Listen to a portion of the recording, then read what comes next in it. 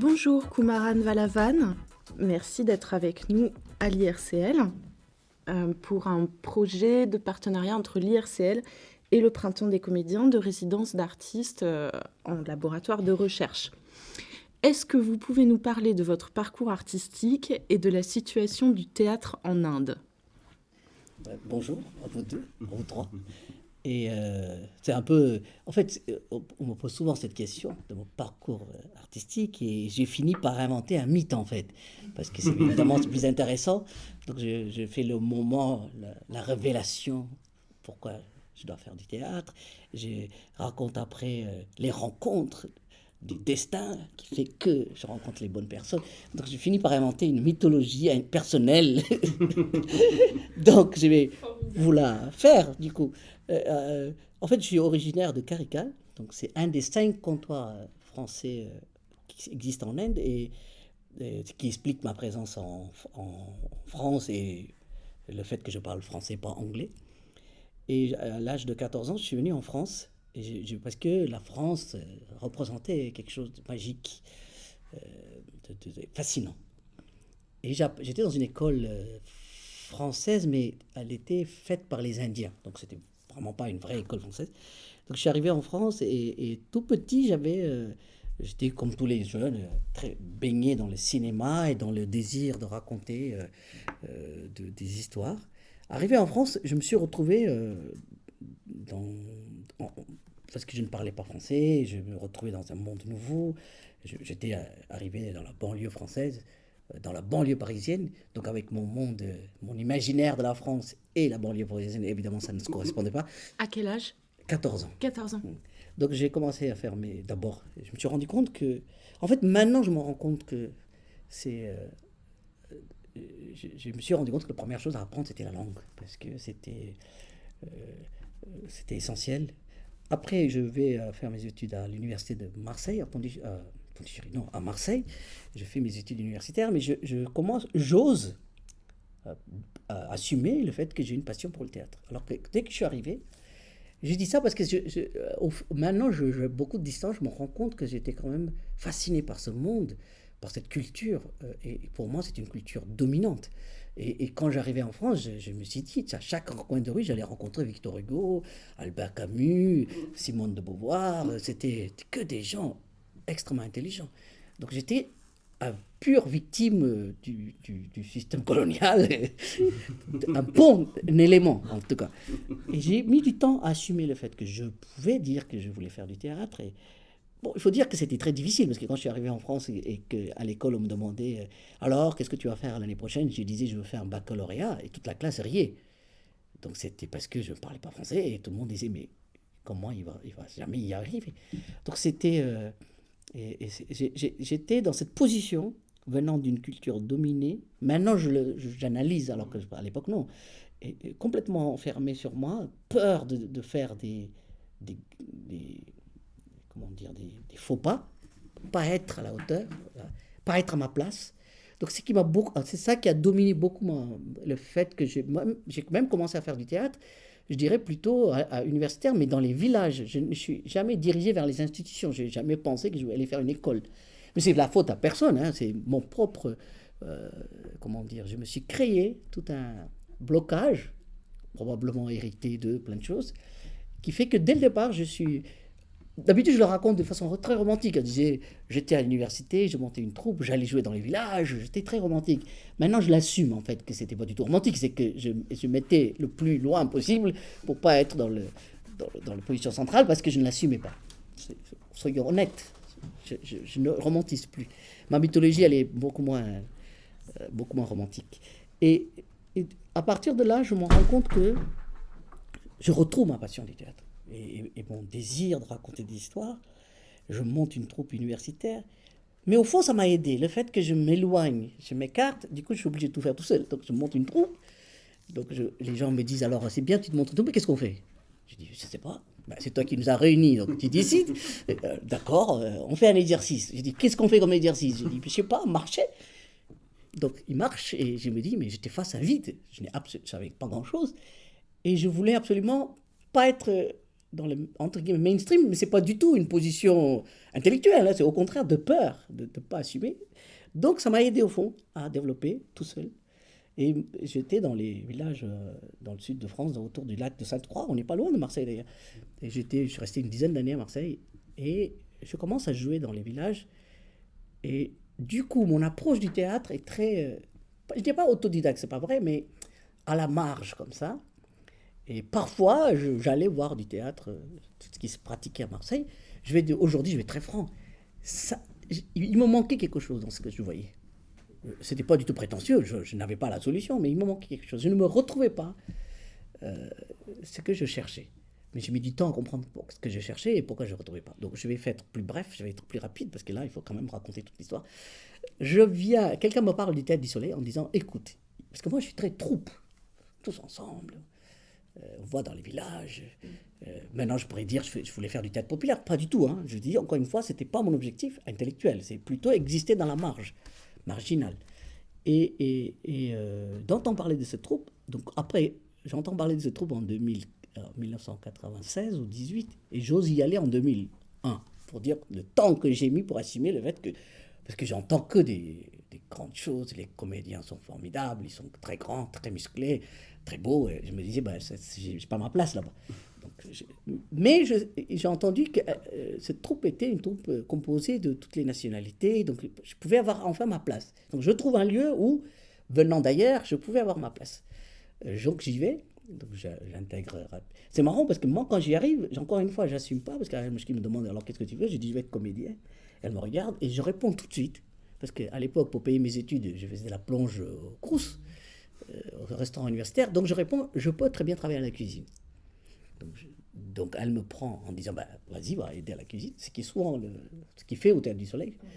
Et je commence comme ça. Donc maintenant que je relis, je refais mon parcours, je me rends compte que tout est une sorte de conditionnement que je retrouve dans beaucoup de gens comme moi, et qu'au fond, je sors du Théâtre du Soleil, et petit à petit, au Théâtre du Soleil, très bien, c'est une utopie merveilleuse, ce qui commence dans les années 60, mais je me rends compte que ce qui se fait très bien, je joue dans le dernier Caravansérail, qui est un des plus beaux spectacles du Théâtre du Soleil, c'était une pure merveille, et je suis, Ariel Mouchkine est un apogée en tant qu'actrice, donc je suis confronté à l'artiste, et je vois le lieu, et d'un coup, je me rends compte qu'au fond, je dirais presque en plagiant Victor Hugo, que je voudrais être Ariel Mouchkine en fait. Je ne veux pas être dans la troupe d'Ariel Mouchkine, mais je voudrais être Ariel Mouchkine. Donc je me dis, mais en fait, c'est ça. Il faut... Et je ne comprends pas vraiment pourquoi je me dis ça, parce que c'était très prétentieux. J'aurais jamais osé dire à quelqu'un que je vais être Ariel Mouchkine, ou rien, parce que Victor Hugo a dit ça. Mais ce qui me fascine, c'est pas être partie d'une troupe de théâtre. Ce qui me fascine, c'est de comprendre comment on crée une troupe. Qu'est-ce qui motive. Donc je passe 3 ans chez elle, tout en sachant que je vais partir. C'est qu'Ariel Mouchkine aime bien que les gens restent, mais c'est pas par désamour pour elle. Au contraire, je pense que c'est une très grande affection pour elle et pour le lieu. Et je me rends compte que le lieu et cette utopie avec laquelle Ariel Mouchkine commence est fondamentale. Donc je rentre en Inde pour des raisons personnelles et j'abandonne le théâtre pour des raisons personnelles. J'ai dit je rentre en Inde et le destin il vous lâche pas, il vous remet sans arrêt. C'est vrai. Je pense que chaque individu a une mythologie à raconter, parce que c'est vrai. Il y a la révélation, il y a le moment où on se perd. Le mythe initiatique, il est valable pour tous les individus, particulièrement les héros ou les personnages importants. J'abandonne le théâtre, je pars en Inde et je veux surtout pas faire du théâtre. Mais la déesse du théâtre me ramène sur le chemin du théâtre. Donc je me retrouve assez vite à remonter une troupe de théâtre. Et j'ai réussi, par magie, à avoir un lieu, qui est une ancienne salle de cinéma à Pondichéry de l'époque coloniale, où les colons regardaient des films. Et ce lieu existait, et les militaires français jouaient les fourberies de Scapin pour trouver de l'argent pour les associations militaires, des choses comme ça. Donc je retrouve ce lieu qu'on transforme. L'histoire que je raconte, ça a duré 15 ans en Inde. Et par contre, j'ai bien compris que je ne pouvais rien fonder s'il n'y avait pas, je dirais, une utopie. Ça, j'avais très bien compris. Et d'ailleurs, on va revenir à cette utopie. Et Et donc, je me fixe. Mais l'utopie, c'est pas genre, je vais changer le monde, hein, même si je pense que c'est possible. Je me fixe je me dis, le théâtre, en Inde, je ne le connais pas. Donc je fais premier travail, c'est de dire, mais comment est le théâtre en Inde? Qu'est-ce qui se passe en fait? Je viens en France en avoir une admiration totale pour la culture européenne, française, que j'apprends très vite. Donc je me mets à lire tous les auteurs, je lis tous les livres sur le théâtre, et je me rends compte que c'est formidable, c'est une pensée profonde. Et je me rends compte que tous les gens que je croise dans la rue ne sont pas Albert Camus ni Victor Hugo, et que, au fond, maintenant, je me réalise que l'antidote est Victor Hugo, Sartre et Colette ou Annie Ernaux, ce qu'on veut, et c'est pas du tout vous comprenez ce que je veux dire, c'est plutôt l'antidote. Parce que je suis d'accord avec Jean Genet ou Baudelaire que quand même la bourgeoisie ou certaines parties de la société française est quand même moi je dis très ouvertement, je fais partie de cette culture, il y a une sorte d'arrogance culturelle insupportable, surtout quand ils sont à l'étranger, surtout quand ils sont à Pondichéry par exemple. Et c'était très gênant pour moi, parce que j'ai une telle admiration pour cette culture, et je retrouve face à une arrogance culturelle, ou parfois une ignorance, et un manque de curiosité, et être persuadé aussi qu'on serait mieux développé, ou en tout cas on aurait un modèle beaucoup plus supérieur culturellement. Et tout ça, ça tombe assez vite, s'écrase, parce que grâce à l'antidote que je vous citais, dont fait partie Ariane Mouchkine, ou Peter Brook, ou Grotowski, d'autres, et Jean Genet, ou d'autres, ou Baudelaire, et Annie Ernaux récemment, parce que c'est des gens qui, au contraire, nous ouvrent les yeux sur ce qui se passe. Et donc, je pars en Inde avec ce désir d'utopie et de connaître le théâtre indien. Pourquoi? Parce que les Européens me parlent que de ça. De théâtre oriental, théâtre asiatique, théâtre indien. Fascination. Grotowski en parle, Ariane Mouchkine en parle, Peter Brook en parle. Et eux-mêmes, ils vont en Asie ou en Afrique pour comprendre leur propre théâtre. Et je me dis, ben c'est marrant, parce que moi, je pensais que le théâtre était en Europe. Eux, ils me disent, si tu veux trouver l'art de l'acteur, va en Asie, c'est-à-dire chez toi. Donc je retourne en Inde, en ayant cette espèce de retour. Et je comprends très bien que les deux mondes ont quelque chose à défendre sur le plan théâtral, et que ce n'est pas la même chose.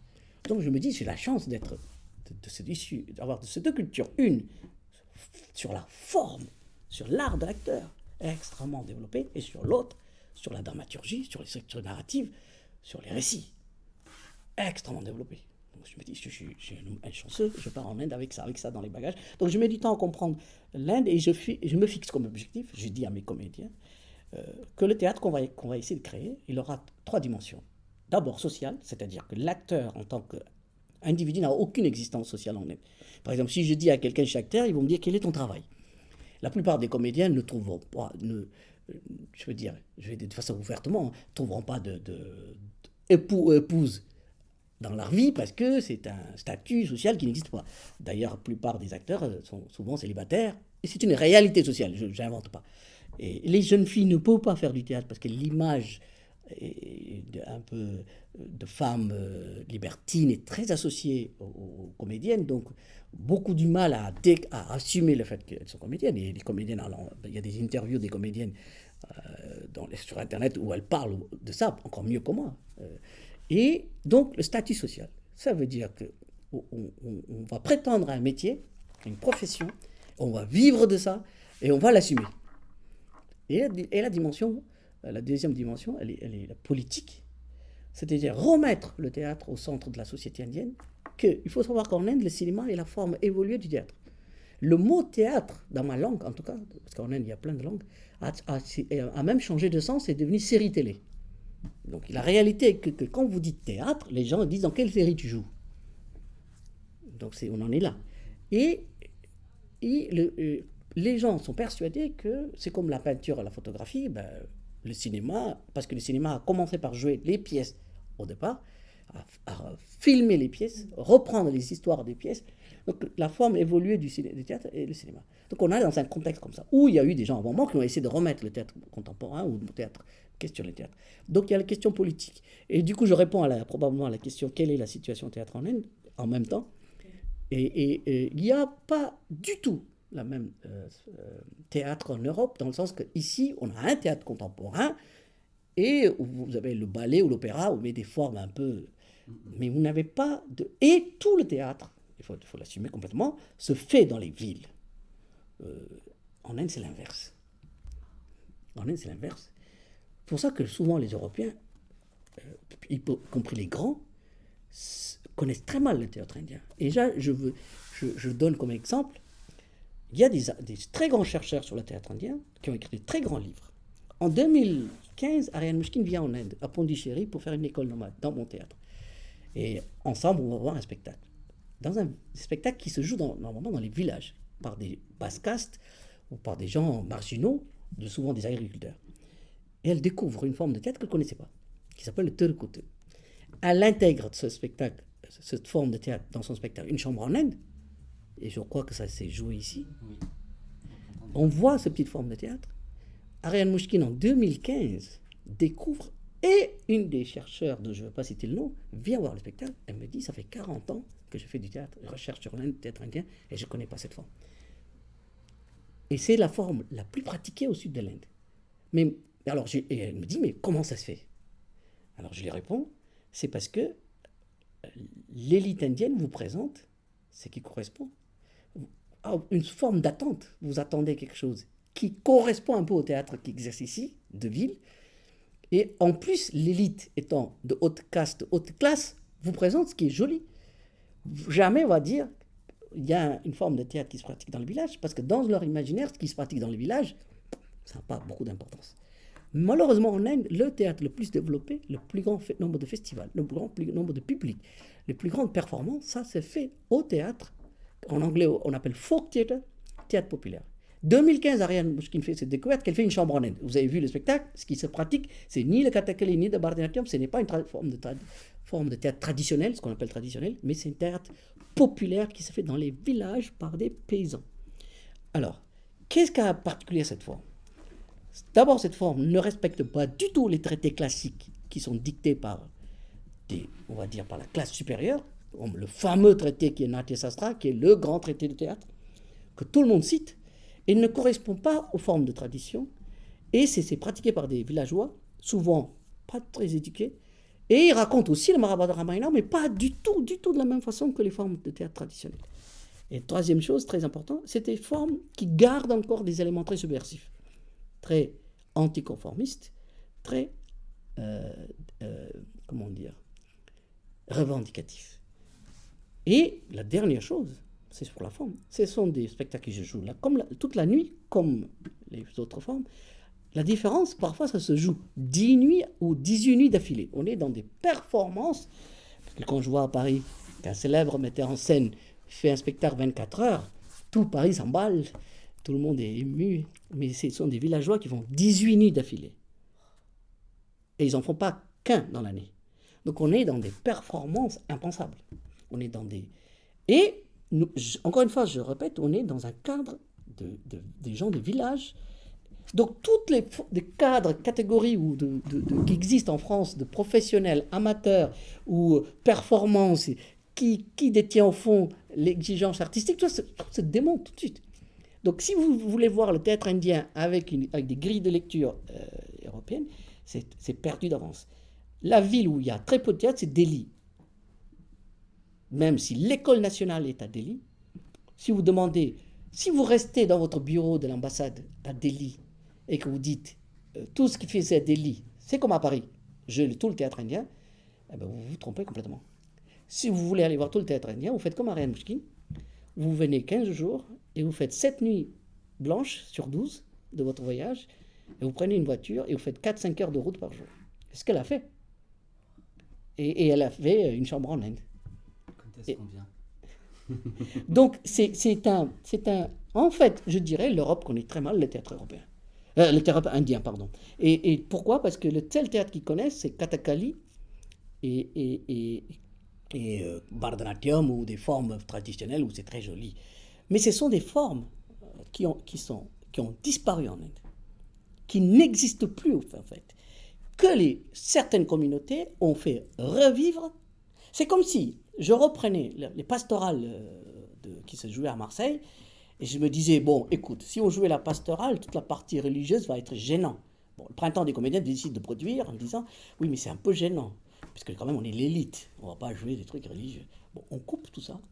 Bon, après, il y a c'est un peu gnangnan. Donc, on ajoute, on modifie, on présente aux Indiens en disant, voilà notre forme traditionnelle en France. C'est exactement ce que les Indiens ont fait. Ils ont pris des formes de théâtre très subversives, légères, ou vous racontez le Mahabharata, avec du jeu d'acteurs formidable. Ils ont dit, écoute, il y a les trucs subversifs, il y a les trucs cochons, il y a les personnages qui improvisent, qui disent un peu ce qu'ils veulent, on les enlève, parce que ça ne correspond pas à notre société conservatrice, policée, de haute caste, entre guillemets brahmanique. Donc ce qu'on fait, on nettoie. On applique le vieux traité qui était un traité théorique, qui n'existait pas, dont les formes populaires, c'est la grande question, pourquoi les formes populaires ne le font pas. On applique ces traités, on fait un joli paquet, et on le présente au monde, on le met sur la devanture de notre pays, et tout le monde va dire l'Inde, c'est Kathakali. Mais les chercheurs, y compris les chercheurs européens. Donc, on va parler de façon très franche. Ce que je raconte n'est pas vrai. Dans ce cas-là, on m'explique pourquoi la forme de théâtre le plus populaire, le plus pratiqué au sud de l'Inde n'est dans aucun livre. Et qu'il a fallu à Ariel Mouchkine vienne à Pondichéry, qu'elle nous regarde un spectacle ensemble, elle me demande ce que c'est, avec lequel moi j'ai travaillé, parce que qui dit, bah, moi je veux faire connaître, parce que ça répond à ma quête, à sa quête, qui était la quête à ce moment d'Ariel Mouchkine, c'est-à-dire qu'elle se posait la question, le monde va tellement mal, c'est le sujet du chambre en Inde, il y a tellement de trucs, qu'est-ce que je fais, qu'est-ce que le théâtre peut faire? Et elle me répond, à l'instant où elle filme le spectacle, elle me dit, c'est comme si un théâtre très très antique ou ancien venait me dire, venez me répondre, venez me parler, venez me parler. Et c'était l'émergence du projet. Donc il a fallu des années, et y compris pour moi, hein, pour me balayer c'est toute cette partie où, au fond, c'est une société de haute caste, haute classe, qui m'a inculqué d'une culture indienne, qui a inculqué une version de la culture indienne au monde entier, avec laquelle je repars. Et il a fallu moi-même déconstruire complètement. Ce discours que je tiens, ce n'était pas du tout mon discours le jour où je suis arrivé en Inde. Au contraire, moi je disais, Kathakali, Bharatanatyam, les Européens le vénèrent, forcément c'est très beau hein, ce qu'ils font. Mais le fondement, il faut en parler. C'est pas parce que c'est très beau et que c'est une excellence, mais ça ne correspond pas à une réalité sociopolitique indienne. Bon, ça fait presque 5 ans, 6 ans, non, 10 ans que je tiens ce discours, et je veux dire, ce discours, c'est très difficile à faire passer, parce que, bon, alors, le théâtre indien, il y a vraiment 4 niveaux. Il y a le théâtre populaire, donc je commence par lui-là, théâtre folk, en anglais on dit folk theatre, que je ne peux pas traduire par théâtre folklorique, parce qu'évidemment, donc le mot que j'utilise, c'est le théâtre populaire, mais je ne suis pas sûr que c'est le bon, je dirais le théâtre rural. Mais c'est encore reste péjoratif. Voilà. Le théâtre du peuple. Mais théâtre populaire, ça a un sens en français, donc je ne sais plus comment l'appeler. Mais c'est le théâtre où il y a le plus grand nombre de publics plus pratiqué, où ça continue d'être pratiqué, où il y a le plus grand nombre de festivals, où les artistes ont le plus grand nombre de dates. Tous les metteurs en scène, artistes indiens, vous le diront. Quand je dis indien, c'est pas les artistes indiens que l'Institut français où le gouvernement français va dire qui est l'artiste, mais ce sont les artistes indiens qui se définissent eux-mêmes. Je veux dire, les valeurs ne sont pas fixées par la société européenne, mais les valeurs sont fixées par les en tout cas, si on entend un ensemble de gens, ils vont dire, ils sont tous d'accord pour dire ça. Après vient le théâtre traditionnel, donc Kathakali, d'autres formes, très joli, très beau, avec une exigence artistique énorme, qui fascine les Européens et les autres, parce que c'est extrêmement beau, avec des jeux d'acteurs d'une qualité, donc évidemment une profondeur artistique que je respecte. Le troisième théâtre, c'est le théâtre de rue, très associé au mouvement politique, au mouvement, en particulier au Parti communiste, où ils ont fait énormément de travail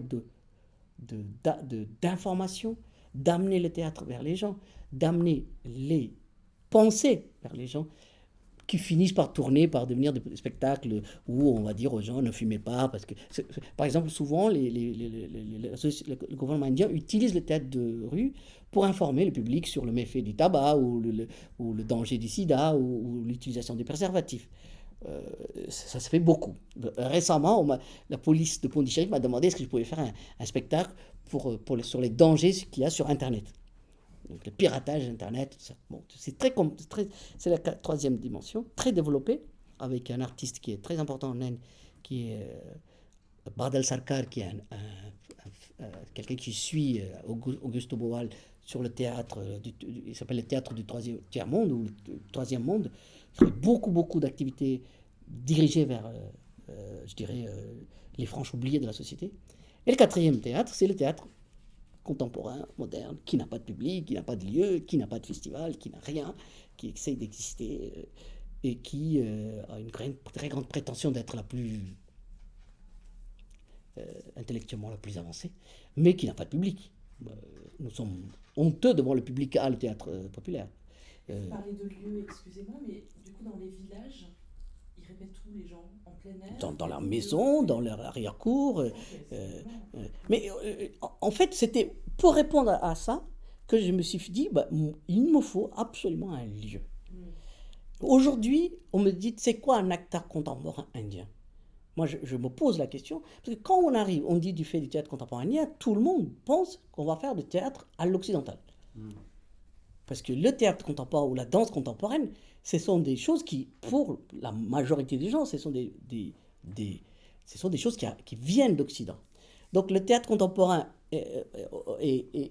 va-t-il reproduire ce qui se fait en Occident, ou la danse contemporaine va-t-il... Donc tous les artistes indiens, c'est pas comment, ont tous essayé de dire mais qu'est-ce que c'est que le théâtre contemporain indien, qu'est-ce que c'est que la danse contemporaine indienne. Donc il y a des chorégraphes qui sont partis des danses traditionnelles pour aller vers des... Parce que les premiers à tenter la danse contemporaine ont été les danseuses ou les danseurs de la forme traditionnelle, en particulier beaucoup de danseuses, qui ont essayé d'aller vers la danse contemporaine. Est-ce que le théâtre contemporain, est-ce que c'est la même chose? Est-ce qu'on va partir du théâtre traditionnel pour aller vers le théâtre contemporain? En tout cas, il y a des questions qui sont posées.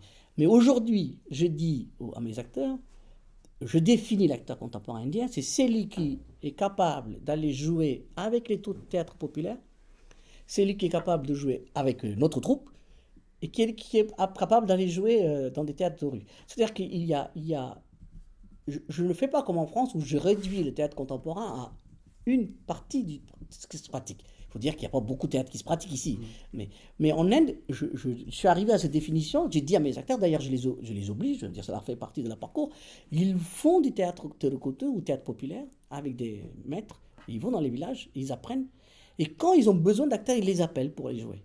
Donc ils sont de plus en plus, ils sont... il n'y a plus de distinction.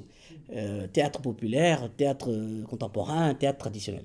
Bon, le théâtre traditionnel, j'en pratique pas, mais je l'apprends pour notre apprentissage. Mais c'est plutôt ces deux théâtres sur lesquels je me concentre, c'est le théâtre contemporain et le théâtre populaire. Donc, donc c'est très politique, donc, le théâtre. C'est-à-dire de remettre le théâtre au centre de ça. Derrière ça, il y a toute la question. Ce que je viens de dénoncer, c'est tout le système de caste, le système en fait, les communautés qui se sont appropriées les formes populaires pour en faire des profs traditionnels, souvent sont des communautés brahmanes ou des communautés de haute caste. Donc il y a une mainmise, une appropriation des formes populaires par la haute caste qui présente donc au monde entier ce qu'est que le théâtre traditionnel. Donc c'est tout un... par exemple, les grands metteurs en scène de théâtre contemporain au sud de l'Inde, en grande majorité sont brahmanes, qui ne représentent même pas 6% de la population. Donc on est encore dans des... Qu'est-ce que c'est le brahmanisme, qui est le fléau de notre... Pardon, pas le brahmanisme, le système des castes, qui est le fléau de notre pays, qui est le démon de notre pays. C'est... Le monde est divisé. Vous connaissez le système des castes. Donc, les gens sont divisés, de sorte de pureté. Et donc vous avez ceux qui sont les plus bas, ce qu'on appelle les intouchables ici, mais qui sont en Inde on appelle les Dalits. Mais ce principe il est basé sur trois choses. On garde le savoir, on ne le partage pas. Donc le savoir est détenu par des gens. On on a des gens pour exercer le pouvoir, mais il y a une réelle collaboration entre ceux qui ont le savoir et ceux qui ont le pouvoir, c'est-à-dire les rois, pour que l'un protège et l'autre lui rend service en lui faisant répondant à ses besoins ritualistiques ou de savoir.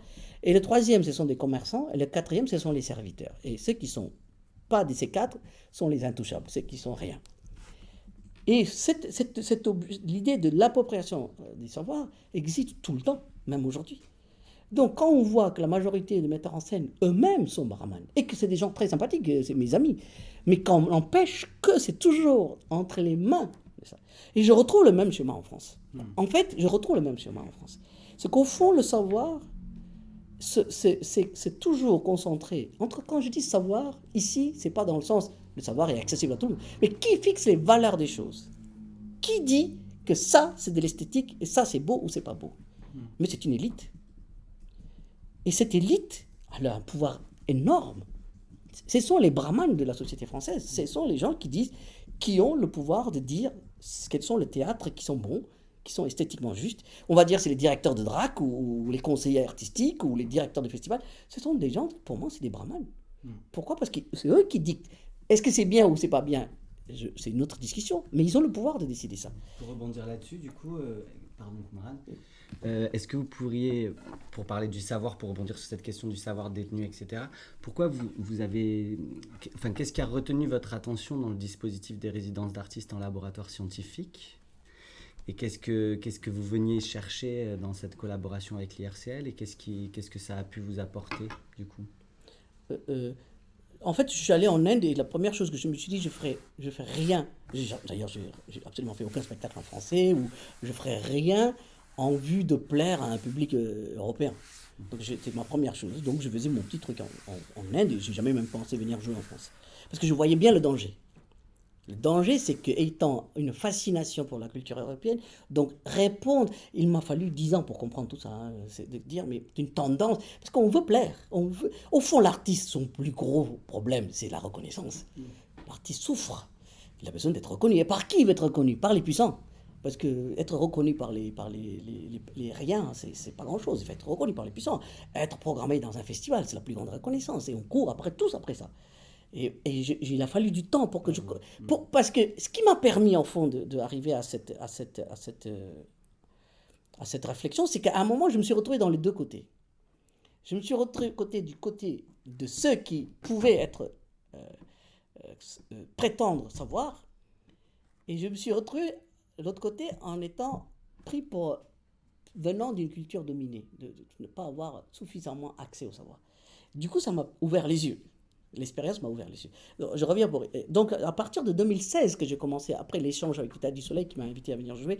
Après, c'est le Festival des Francophonies qui a toutes les raisons de m'inviter parce qu'il s'intéresse à ce qui se fait dans le monde francophone. Et après, le Conservatoire national de Paris qui m'a invité parce que je leur ai proposé d'amener les élèves pour qu'ils découvrent le théâtre qui se pratique en dehors de l'Europe. Donc, c'est des projets comme ça qui m'ont amené. Et je me suis retrouvé ici parce que j'ai monté une adaptation de Roméo et Juliette. Et en fait, c'est la démarche que j'ai eue en Inde qui m'a amené ici, parce qu'à un moment, je me suis dit, tiens, je vais prendre les grands maîtres européens, soit Shakespeare, Molière ou d'autres, on va dire plutôt du théâtre populaire, et je vais voir en quoi ils peuvent m'aider aujourd'hui à comprendre mon pays, à trouver les récits que j'ai à raconter. Donc, je voudrais parler du système des castes. Et je me dis, tiens, je vais demander à M. Shakespeare de m'accompagner dans cette aventure. Je prends son Roméo et Juliette et j'essaie de le massacrer en prenant comme contexte le système des castes en Inde. Donc, c'est des projets comme ça. Et le deuxième que j'ai fait, c'est Molière, c'est l'école des femmes. Le troisième que je suis en train de faire, c'est Tchekhov. Donc, d'un coup, une université comme la vôtre, et c'est une élève de votre université qui est venue faire un stage en premier, qui a ouvert la porte, au fond. Qui avait été élève au lycée français de Pondichéry, qui a fait du théâtre avec moi, qui voulait venir faire un stage de master pendant Chandala. Donc la question la pratique que je fais, c'est de prendre les grands maîtres européens pour aborder les questions que j'ai envie de confronter entre la troupe envie de soulever. Et on choisit à chaque fois un maître. entre guillemets, européen, mais pas pour reprendre. En fait, je veux faire ce que Shakespeare ou Molière a fait, c'est-à-dire prendre un texte pour faire ce que je veux de ça.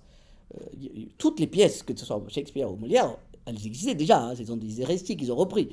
Ça ne m'intéresse pas de refaire tel que c'est en changeant les costumes ou en l'adaptant dans les années 50, des choses comme ça, pas du tout, ça ne m'intéresse pas du tout. Ce qui m'intéresse, c'est jusqu'à où Shakespeare m'a amené dans cette aventure. La question que j'avais, c'est il y avait des crimes d'honneur, c'est-à-dire qu'il y a des couples très pratiques. Des jeunes filles se mariaient avec des Dalits, des intouchables, la famille tuait les Dalits ou tuait les deux. Il en passait 500 ou 300 par an. Je me dis, alors, qu'est-ce qui explique ça? Donc j'ai dit, bon, prenons Roméo et Juliette, partons avec.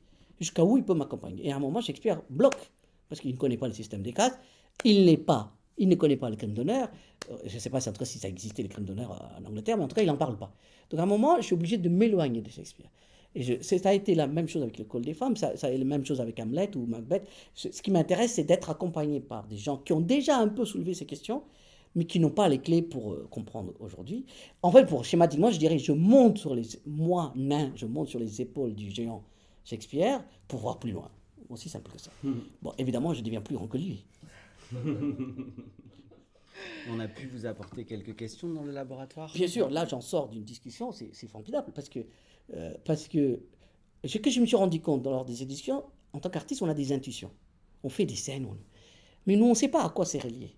Et ce qui est formidable, c'est que chaque fois que je raconte une scène, il y a toujours un chercheur qui me dit, oui, vous savez, un tel a écrit une pièce, un tel a trouvé... C'est formidable, parce qu'il y a l'intuition de l'artiste, il y a, je dirais, la réflexion du chercheur. Et l'érudition. L'érudition. Et, par exemple, je viens de parler d'une scène où j'imaginais Alain de l'école des femmes, où Arnolphe envoie Alain pour faire boire une boisson qui est excitante à Agnès, mais sur le chemin, c'est Alain qui commence à le boire. Donc il a une énorme érection, il joue avec son énorme érection, il rentre dans la chambre et il est tenté de violer Agnès. Je dis ça, évidemment, Molière n'a pas du tout écrit ça. Et d'un coup, un des chercheurs, il dit, mais tu sais que il me parle du viol de Lucrèce ou la menace qu'on fait chantage qu'on fait à Lucrèce de l'accuser d'adultère avec un serviteur, et aussi les procès où on devait le procès où l'homme, pour sauver l'honneur de l'homme ou de la femme, montrait qu'on n'avait pas de problème d'érection. Donc tout un monde qui s'ouvre, qui n'existe pas forcément dans la pièce, mais qui existe dans ce univers du XVIIe siècle. Et donc je me dis, c'est marrant, parce que on pense que c'est une intuition, on pense que c'est une improvisation, on pense même que c'est génial ce qu'on fait, mais en fait, à la fin de la journée, on retrouve les mêmes... je dirais, quand on plonge dans une œuvre, on retrouve des choses qui sont en fait c'est ce que j'appelle l'air du temps. En fait, je cite quelqu'un, un metteur en scène français, qui parle beaucoup de ça, et qui dit l'air du temps. En fait, l'air du temps, c'est tout le monde le capte. Quand on plonge dans une œuvre, on plonge dans l'air du temps de cette œuvre, et tout le monde l'a un peu capté. C'est pas pour rien que quand il y a la guerre à l'Ukraine, et beaucoup de metteurs en scène se mettent à monter des pièces russes ou des pièces autour de la guerre. Je dis pas ça ils font pas ça par mode, parce que c'est l'air du temps, parce qu'ils sont confrontés à quelque chose et ils cherchent des réponses. Et c'est ce air du temps que Molière capte très très bien. C'est un génie de l'air du temps. C'est un metteur en scène de l'air du temps. Il est capable de mettre en scène ce qui se passe à ce moment dans une société. Et moi, ça m'intéresse beaucoup. Je vais le copier, je vais le imiter. Et même faire même mieux que lui. Mais ça, c'est une prétention. Monter sur ses épaules, les pauvres. Il y en a qui ont monté sur ses épaules. Oui, je crois que je réponds. Oui, donc, rencontre ici, oui, pour ça, oui. Je ne suis pas certain. Pour le moment, en tout cas, la dernière discussion dont j'en sors, ça a été très bénéfique, parce que il y a une telle joie des chercheurs à me citer, à faire partager cette savoir, et qu'il y a une telle... Je ne suis pas du metteur en scène qui se méfie des intellectuels. Je connais des gens qui se méfient des intellectuels, parce que la froideur des intellectuels. Moi, au contraire, je trouve ça génial, parce que ma grande lutte, si je veux faire ça, je ne veux plus parler du théâtre populaire. En fait, je sais que vous allez me questionner sur le théâtre populaire, mais je ne veux plus parler du théâtre populaire. Pour moi, parler du théâtre populaire, c'est déjà se mettre dans une position de celui qui détient quelque chose, qui veut bien partager avec les autres. Je ne veux plus parler du théâtre populaire. Je préfère... Je me pose la question, parce que pour moi, le projet de Jean Vilar a échoué. Je suis désolé. Quand je vais au théâtre, je ne vois pas la société française. Que ce soit à l'Odéon, que je vais au théâtre de la ville, je peux même citer des spectacles qui me disent, mais attends, mais est-ce qu'on nous sommes tous aveugles? Jean Vilar disait les Grecs ne parlaient pas de théâtre populaire, c'était un pléonasme. C'était forcément populaire le théâtre. Donc c'est juste le théâtre finalement. On parle Oui, mais n'empêche qu'en parlant du théâtre populaire, on soulève un problème. Et en fait, pour moi, c'est un mensonge. Je suis désolé. Pour moi, c'est un mensonge. Les gens du théâtre se mentent en disant qu'on fait du théâtre populaire. C'est pas vrai. Pour moi, le jour où on fera du théâtre populaire, c'est lorsque un gamin passera dans la rue, quel qu'il soit, noir, blanc, indien, français, ou quel qu'il soit, il voit un théâtre, il dit à son père, rentrons, comme il dirait dans un parc, comme il dirait dans un cinéma, et ça n'est pas le cas. L'Odéon, moi j'ai peur d'y rentrer. Mais c'est normal. Et si je dis pas que honnêtement j'ai une peur, je ne sais pas d'où elle sort, parce que personne à l'Odéon m'a dit tu peux pas rentrer. Mais n'empêche que toute une culture, tout un monde fait que l'Odéon, j'ai peur d'y rentrer, j'ai peur que le gars à l'entrée me dise vous êtes sûr que vous êtes au bon endroit? Il me le dira jamais. Parce que c'est un comme moi qui garde l'entrée. Mais... Et comment vous, alors, en tant que metteur en scène et artiste, vous l'envisagez, la question du rapport au public? Pour moi, le théâtre, en fait, je voudrais ouvrir le processus créatif aux gens. Moi, je ne veux pas garder le processus créatif entre les mains et dire que je ouvre mes projets aux gens. Moi, ce qui m'intéresse, c'est, je vais faire un projet avec la ville d'Aubervilliers en décembre prochain. C'est la pièce d'actualité que Marie-Josée Malice a initiée. Elle invite des metteurs en scène qui travaillent avec les habitants. Je le fais déjà en Inde. Ce qui m'intéresse, c'est la créativité des gens. Moi, je veux dire, la créativité est accessible à tous. Vous pouvez tous créer des mythes, vous pouvez tous écrire des mythologies, vous pouvez tous écrire. Il suffit que vous expérimentiez. Mais quand vous deveniez des artistes, c'est autre chose. Ça, c'est différent. C'est un métier. Moi, je dis, je suis métier. Mais dire que le processus créatif est exclusif aux artistes, c'est un mensonge. Moi, je pense que... Alors, ce que je fais comme atelier aux gens, c'est pas du tout, venez, je fais un exercice de théâtre. Je fais pas du tout ça. Si vous voulez, j'en fais un avec vous. C'est au contraire, je leur dis, plongez dans votre océan intérieur, trouvez-moi votre mythologie personnelle, écrivez, et parlez-moi de quoi vous avez envie de parler. Et les gens se rendent compte qu'ils peuvent créer des choses. Bien sûr, vous pouvez me dire, oui, mais ça ne sera pas aussi bien qu'un spectacle d'Ariane Mouchkine, mais la créativité n'a rien à voir avec le fait qu'on exerce un métier d'artiste. Fermer le savoir, c'est systématique dans notre société. Les puissants tous, dictent toutes les valeurs. Et c'est pas moi qui dis ça, et c'est notre grand philosophe français qui a dit quelque chose de magnifique, qui est un peu mon fil conducteur actuel, je peux changer.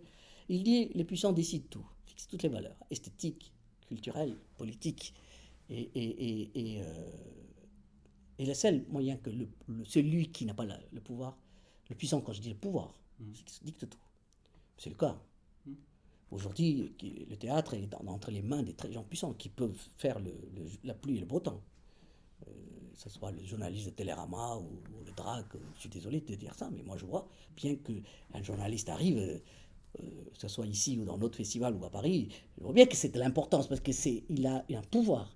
Bien sûr, c'est bien, mais moi, ce pouvoir-là, quand il ferme, c'est-à-dire il permet d'être entre soi, il devient, je dirais, un système de caste. Voilà. Et le seul arme possède les non-puissants, c'est l'esprit critique. C'est pas moi qui ai dit ça, j'ai oublié son nom, comment il s'appelle ce philosophe français qui est chauve? Philosophe français qui est chauve. Qui est chauve, qui est très connu, un grand homme. Foucault.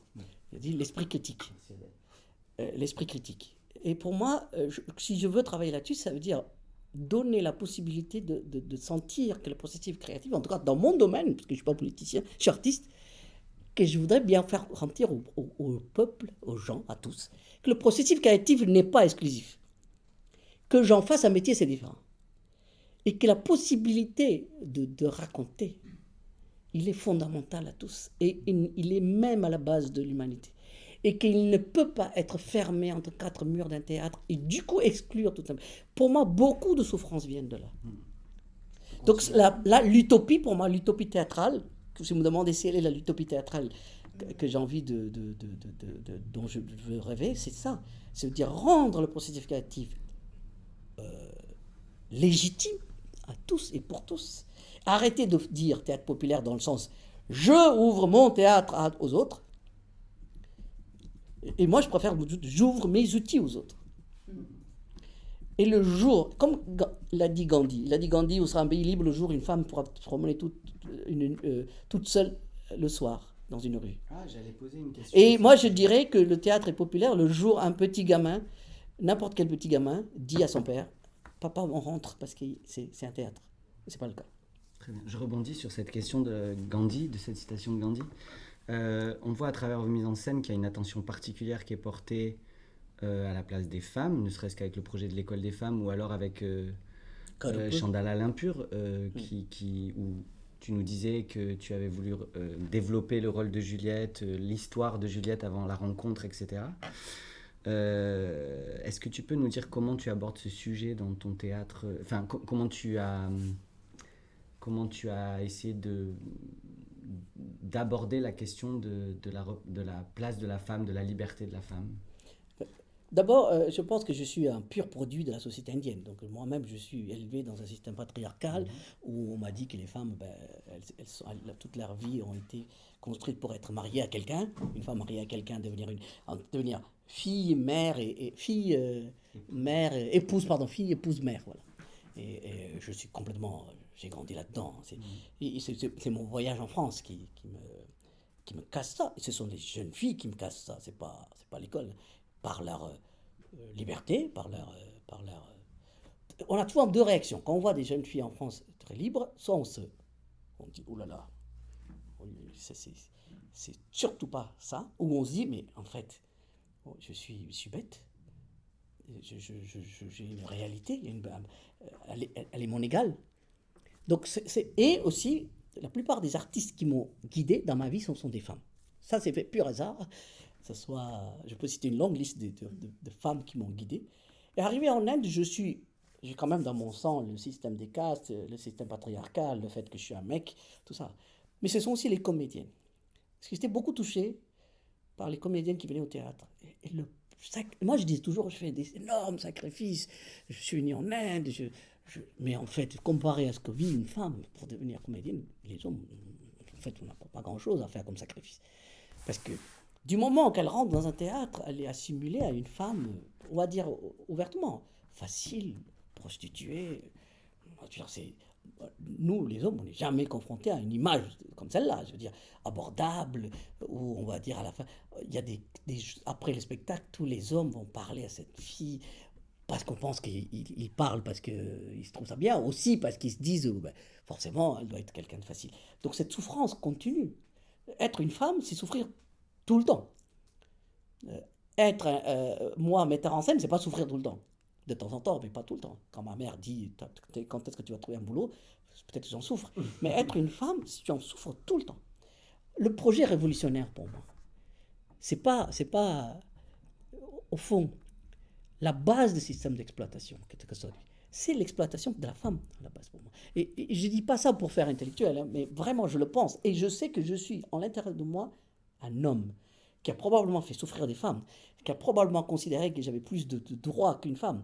Je ne fais pas du tout mon intellectuel, hein. Je suis très conscient de ça. C'est que quand je monte un spectacle, je dis toujours aux comédiennes, d'ailleurs dans le documentaire on le voit, je dis écoutez, à vous de défendre, moi je ne peux pas défendre pour vous. Je dis, quand les jeunes filles me disent, mais Juliette, elle n'a pas de... Shakespeare a introduit le spectacle, on voit tout un passage de Roméo, on voit ses échecs amoureux, son état mélancolique, mais Juliette arrive, bam, elle embrasse Roméo. C'est comme si elle avait que ça à faire, et elle n'avait pas d'histoire. Mais c'est vrai, je suis désolé, mais Juliette arrive, bam, mignonne, hop, on lui parle de je ne sais plus quoi, et hop, mais alors qu'on a tout un chapitre sur Roméo qui est mélancolique, qui sort d'un échec amoureux, qui a la recherche de quelque chose, tout ça. Mais c'est pas moi, hein, c'est des comédiens qui m'ont dit oui, mais c'est gentil, mais nous, moi, on n'a rien à faire. Et du coup, je leur ai dit, tu leur as dit, vous n'avez qu'à construire votre Juliette. Donc, d'une certaine façon, c'est elles qui ont construit Juliette. C'est-à-dire, c'est pas dire en quoi je vais parler pour les femmes, c'est dire laisser la place aux femmes. Donc, j'essaye de laisser de la place, qui est très difficile pour les hommes, hein, quand même. On a du mal quand même à laisser la place. C'est pas que moi, c'est toute la société accepter de sortir du système patriarcal. C'est très difficile pour moi. Si une des révolutions que nous devons faire, peut-être, je pense que c'est la révolution fondamentale à faire, c'est de retrouver, ne plus exploiter les femmes.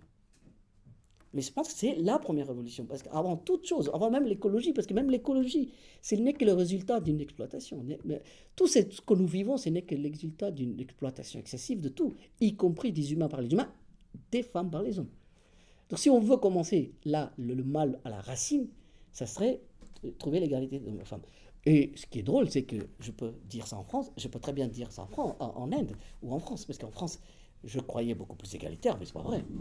C'est pas vrai du tout. C'est qui les deux sociétés répondent à deux ressorts très différents. Ici, c'est la culpabilité.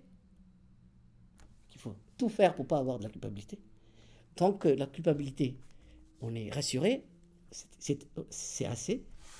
Et donc c'est des ressorts différents. Mais je ne suis pas sûr qu'on questionne fondamentalement la place de la femme. Je ne suis pas sûr. De toute façon, je suis mal placé, je suis un homme. Et quand je vois cette actrice dit, elle s'appelle comment, la femme qui a refusé de recevoir le prix Adèle, qui dit je fais plus de cinéma. Moi, je lui dis c'est extrêmement courageux, et c'est juste, elle a raison. Parce qu'au fond, continuer à faire du cinéma dans cet état, c'est se compromettre. Et on sait tous que notre intermittence, notre machin, notre salaire nous oblige à faire ça. Mais à un moment, quelqu'un me dit non, je stoppe. Système des castes, pareil. Si tu veux vraiment t'opposer, tu en sors. Tu dis non, stop. Et moi, je trouve admiratif ce qu'elle fait. Elle est finie, hein, sa carrière, elle est foutue. On n'entendra plus parler dans 2 ans, cette femme. Probablement, elle va mourir dans le qu'est-ce que tu vois d'autre chose? Dans l'anonymat total, qu'est-ce qu'elle va devenir?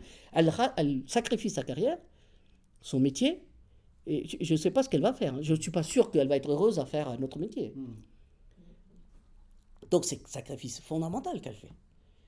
Bien sûr, ça a fait d'actualité 3 jours, on n'en parle plus. Mais c'est quand même très fort. Et c'est peut-être la première fois que quelqu'un qui dit « je sors du système ». Et c'est que nous avons du mal à tous de dire... Parce qu'on parle de l'écologie et tout ça, mais on a du mal à sortir du système, en fait. En fait, on parle de tout sauf du théâtre. Ça ne va pas, là. Alors que j'étais censé répondre à des questions. C'est très très bien. Et à la fois, on parle du théâtre aussi. Non, mais pour moi, de la dimension politique, je ne peux pas faire du théâtre en Inde, en tout cas. Je ne peux plus envisager le théâtre autrement. Et c'est pour ça qu'on t'a posé cette question. C'est que c'est comme tu dis qu'il y a cette dimension très fortement politique dans ton théâtre. C'était aussi moi, c'est quelque chose qui m'a frappé lors de nos entretiens, cette place que tu laissais aux femmes, toute cette histoire de Juliette, etc. Donc pour moi, c'est de toute façon lié. On en parle du théâtre, en parlant de tout ça aussi. On parle de notre monde et de notre société et de comment on le représente. Donc c'est une façon. Mais sur ce sujet-là, je suis aussi concerné. Parce que maintenant, je viens souvent en France, je considère ma culture est double. Pour moi, mon regard est le même en français. Je dirais même encore plus grave. Parce qu'on a tous les outils pour faire cette révolution. L'Inde, c'est en ébullition qu'on se pose la question après le théâtre post-colonial, comment s'en sortir pour pouvoir créer un théâtre qui serait le nôtre. C'est très différent. Alors qu'ici, on a tous les outils, je suis sidéré parce que, en fait, on m'a éduqué avec les plus grands penseurs français, donc je suis très content, donc on m'a ouvert l'esprit, et je me rends compte que personne ne les applique. On parle des grands termes, théâtre populaire, ouverture au monde, égalité, mais personne ne les applique. Et contrairement à ça, c'est pour ça que j'ai dit l'antidote. Quel est l'antidote de la société française? Ce sont les penseurs français. Et je ne croiserai pas un Victor Hugo à chaque coin de rue. Ça, j'ai compris. Le premier jour, j'avais compris.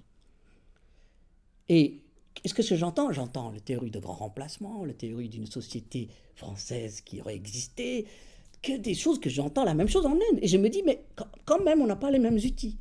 Je ne dis pas qu'on est plus évolué, mais on n'a pas les mêmes outils quand même. Je comprendrais qu'après 70 ans d'indépendance, l'Inde se pose ces questions et traverse ce danger.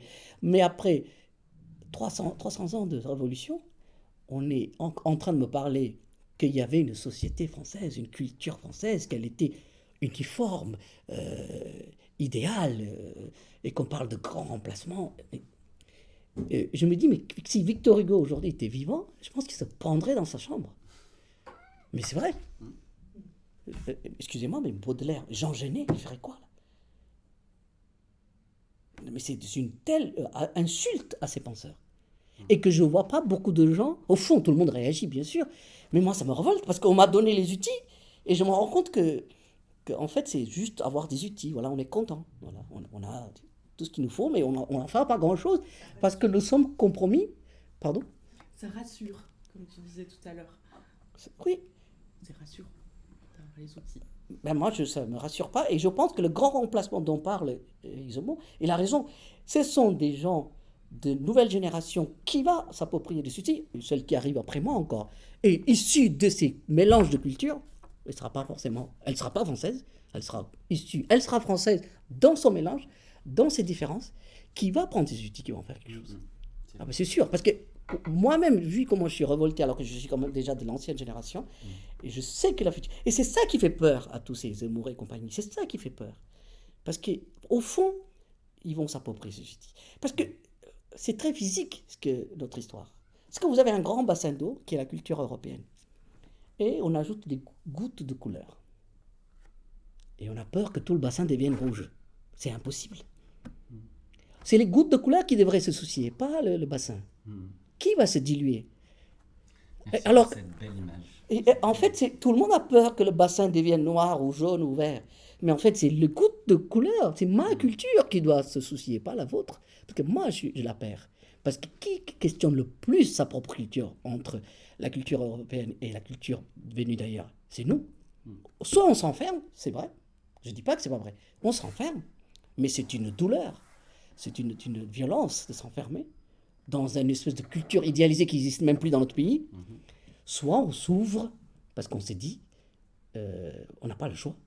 Et je veux dire, ça nous arrange, la liberté, ça nous plaît. Je suis sûr que les femmes qui fuient d'Afghanistan ou d'Iran viennent ici, pas parce qu'il y a la sécurité sociale, ils viennent ici parce que c'est la terre de la liberté. Parce que, comme vous, ils ont pensé à Victor Hugo, ils ont pensé à Albert Camus.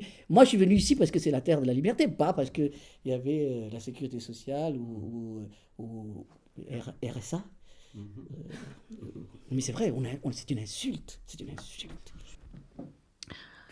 C'est intéressant parce que tu as répondu sur la façon dont, en tout cas toi, en tant qu'artiste, tu peux essayer d'ouvrir le champ de réflexion en incluant des gens et en le partageant surtout dans le processus de création.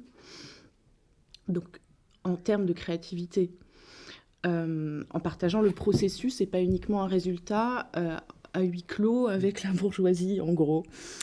Comment nous, qui travaillons dans les théâtres, on peut faire en sorte que le gamin, en passant devant, dise à son père « Tu viens, papa ?»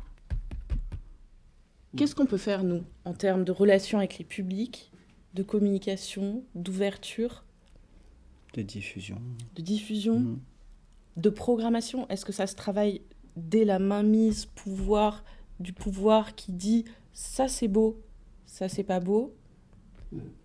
Est-ce que tu te poses cette question de oui, notre travail dans les théâtres et est-ce que tu vois des brèches? J'ai un théâtre à Pondichéry et je me pose la même question. Parce que je me pose la même question. Mon plus grand malheur, c'est de voir un gamin passer et regarder avec tout l'envie et s'empêcher de rentrer. Pour moi, c'est la chose la plus triste qu'on peut faire à l'humanité, de fermer quelque chose. Mais à mon petit niveau, parce que je n'ai que de réponses à mon petit niveau, ce que je fais, c'est faire sentir aux gens qu'ils peuvent être créatifs. Donc, je dirige mes ateliers, en tout cas mon moment de partage. J'ai déjà fait à Bruxelles, à Paris, en Inde, à Paris aussi. Et je travaille aussi avec... Alors, je travaille sur plusieurs niveaux. Il y a les gens, on va dire, avec les gens, je travaille sur vraiment le processus créatif. Je ne dis même pas, je ne partage pas le processus créatif. Je fais en sorte qu'eux, ils se sentent créatifs et qu'ils ont des choses à dire, qu'ils peuvent créer. Concrètement, tu as ta troupe et tu invites des gens Non, à venir travailler. quand on me dit, est-ce que tu veux animer un atelier avec les gens ou quoi, je travaille systématiquement sur ça. Je ne viens pas avec un exercice de théâtre où ils vont sentir que je le fais mieux qu'eux. Qu'ils vont sentir eux-mêmes créer. Je peux vous expliquer comment je fais cet atelier. Après, il y a le deuxième niveau que je fais, c'est au niveau de la formation. Je fais tout ce discours, mais j'interviens au Conservatoire national supérieur d'art dramatique, il n'y a pas plus bourgeois que ça. Et les gens me disent, mais alors pourquoi tu interviens là-bas? D'abord, je pense qu'il faut dire merci à Claire Lannes d'ouvrir ses portes à moi, il faut le dire, d'avoir ouvert ses portes à plein d'autres, issus des milieux différents, parce que, je ne sais pas, vous connaissez Claire Lannes, l'ancienne directrice, qui a été à la tête pendant 9 ans, qui a un peu révolutionné la sociologie des étudiants. J'interviens au niveau de ces jeunes, pas pour dire ce que vous faites c'est beau, pas pour leur faire découvrir Tchekhov, mais au contraire faire découvrir qu'il y a tout un théâtre qui est ignorant. Et quand je les ai amenés dans un village à Pondichéry, en Inde, maintenant plein d'autres écoles veulent le faire maintenant, je les ai amenés dans un village, je les ai représentés, un maître indien est venu faire un stage ici, donc ils ont appris une forme de théâtre populaire, celle qui se joue dans l'école, dans la chambre en Inde. Et ils sont allés dans le village, ils ont présenté ce qu'ils ont appris devant les gens. Ils ont passé une journée, ils ont vu la vie de ces artistes. Et ils étaient, à un moment, ils étaient tous en larmes. Non pas que ils étaient émus, parce qu'ils disaient, mais c'est tout un monde qu'on ne connaît pas. Et je peux vous dire que quelque chose a été sémé, pas par moi, par ce voyage, parce qu'ils ne pourront plus jamais diriger un théâtre demain, ou penser au théâtre, sans penser à cette aventure qu'ils ont eue et qu'ils ont vue. Et ce discours... Parce que qu'est-ce que j'ai fait le dernier groupe? J'en ai amené 3. Dernier groupe que j'ai amené, je leur ai fait apprendre une forme de musique faite par les Intouchables lors des funérailles. C'est la chose la plus méprisée en Inde. L'instrument le plus méprisé en Inde. Ils ont appris à le jouer. Ils le jouent pendant 15 minutes. Ils ont appris à jouer. Et j'ai posé une question. Donc ils ont appris à jouer ça. Après, ils ont appris une forme de théâtre très populaire. Et j'ai posé une question. D'accord, ce sont les expressions des marginaux en Inde. Très bien. Quelles sont les expressions des marginaux en France? Ils m'ont dit, il n'y en a pas. Je dis, vous êtes sûr? Ben, c'est vrai. Quelles sont les expressions artistiques des marginaux en France? Qu'est-ce qu'ils font les clochards pour s'exprimer artistiquement? Vous allez me dire le rap, oui, d'accord. Parlons encore de plus marginaux. C'est vrai qu'ils étaient coincés. Et ils se sont mis à chercher. Et j'ai dit, cherchez pas seulement en France, cherchez aussi dans vos pays d'origine. C'est vrai. Quelles sont les expressions artistiques des marginaux en France? Vous n'allez pas me dire que les clochards ou les pauvres, les migrants, ou ceux qui sont pauvres, qui sont ouvriers, ils n'ont pas d'expression artistique. Je ne suis pas d'accord. Ça veut dire que vous niez le fait que c'est fondamental, l'art. Eh bien voilà la question à laquelle on a travaillé, que je leur ai posée. Et je leur ai présenté des vrais exemples. C'est pas une question intellectuelle. Et ils ont vu des Intouchables jouer des instruments merveilleusement bien. Et ils ont vu une pratique d'art méprisée, bien sûr, parce que c'est pas à la virgule près, musicalement c'est pas parfait, le son est pas bien réglé, la scénographie elle pourrait mieux faire, la danse n'est pas mise en scène par Pina Bausch, bien sûr, mais il y a une expression. Et ces gens vivent de ça. Et l'autre forme. Donc, et la question, ben voilà, j'ai ouvert la question. Qu'est-ce que c'est l'expression artistique des pauvres, des marginaux? Ben, je pense qu'il y a beaucoup de gens qui auront du mal à répondre. Oui, c'est vrai. Et on ne me dit pas que ça n'existe pas, ce serait la pire chose à faire. Voilà ce que je fais. Je pose des questions fondamentales, mais je n'apporte pas de réponse. Donc ces jeunes-là, je suis sûr qu'au moins 5 parmi eux vont diriger les théâtres à venir et qu'ils ne pourront pas oublier cette dimension qui ont été apportées dans la réflexion. Peut-être qu'ils vont devenir des parfaits modèles de leurs ancêtres, mais peut-être que d'autres qui vont se dire, mais peut-être que je dois approcher différemment. Et je le sens déjà dans les écoles qui sont fatiguées des intermittences, ils sont fatigués. Je sens, dans la jeunesse, en tout cas moi je la côtoie, parce que j'enseigne, et je sens quand même une fatigue. Et ils me disent tous que le théâtre ne leur fait rien, ne les emballe plus, ce qu'ils voient. C'est quand même incroyable. Ouais. Ils disent souvent on s'ennuie. J'ai dit, mais vous êtes les futurs artistes et vous me dites ça. Oui, on s'ennuie. Ou bien on voit bien que c'est les artistes qui se mettent en valeur, c'est très formel, où sont les récits. Et quand je les amène en Inde, ou l'Afrique est un bon exemple de terreau, ou l'art du récit, parce qu'évidemment, cet aspect de l'Afrique, bien sûr vous connaissez, mais très peu de gens savent, toute la tradition de Griot, tout ce que ça implique comme place dans la société, cette place que Griot a, aucun artiste a en France, dans notre société européenne. Donc c'est tout un regard. Je ne suis pas en train de glorifier mon pays, je ne suis pas en train de faire ça. Je suis en train de montrer aussi que tout le mal que nous faisons à ces artistes, c'est pas du tout. Je leur dis, ce sont des marginaux, ce sont des gens méprisés en Inde, c'est des gens qui sont conducteurs de auto-rickshaw ou c'est des pauvres. Ils sont les moins que rien. Donc pour répondre à la question, c'est plus en les amenant dans des choses comme ça, dans ma pratique. Et la troisième chose que j'essaie d'éliminer, c'est la reconnaissance en tant qu'artiste. C'est vrai que c'est très dur d'être à Pondichéry, dans un tout perdu. Et bien sûr, personne... Je ne fais pas partie de réseau. Peut-être que je ne le mérite pas, c'est autre chose. Mais c'est ce besoin de reconnaissance qui nous oblige à répondre. Et comment exister, malgré tout, venir au printemps des comédiens ou à Paris, faire des choses, tout en gardant cet besoin de reconnaissance en sourdine et calmer ça, c'est vrai. Quand je vois les jeunes qui sortent de l'école nationale, je les croise et ils me disent ouais, c'est bon, j'ai réussi à avoir mon intermittence, j'ai beau c'est dur. Je me dis mais c'est terrible. À 20 ans, ils devraient prendre les plus grands risques du monde. Et ils prennent le moins de risques possible parce qu'on leur a tellement fait peur avec ça.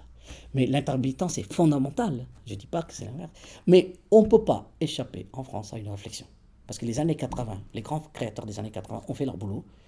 Et nous, on est un peu sur ce qu'ils ont fait, y compris les printemps des comédiens. Ça a été inventé par des gens que nous poursuivons l'œuvre. Mais il faut se poser des questions. Et il y a 3 questions fondamentales qui sont: quel est notre public? Pour qui on fait ça? Est-ce qu'on n'est pas un peu enfermé dans des procédés formels? Est-ce que nous racontons vraiment des récits? Ou bien, peut-être que certains d'entre nous devraient bien sûr, continuer la recherche formelle. Peut-être pas tout le théâtre. Peut-être qu'une partie devrait s'intéresser aux expressions artistiques. Quand je dis aux récits dont je parlais, aux récits qui seraient en dehors des récits. Et la troisième chose qui, moi, est la plus grave, c'est est-ce que nous ne sommes pas en train de devenir capitalistes comme tout le monde, dans des logiques de production? Et comment retrouver cet état de crise permanente? Hier, quelqu'un m'a dit, parce que je dis tout le temps ça, et quelqu'un apparemment, Villard a dit ça. Un théâtre qui n'est pas... Il va bien tant qu'il sera en crise. C'est toi qui m'as dit ça. C'est Florence. Et je ne savais pas que M. Villard, vous voyez, parce que je n'ai inventé rien. Tant que le théâtre est en crise, il va bien. Voilà. Et je pense que le théâtre n'est pas en crise. Merci, Koumara. Merci. Mais bon, facile à dire, il faut le faire maintenant.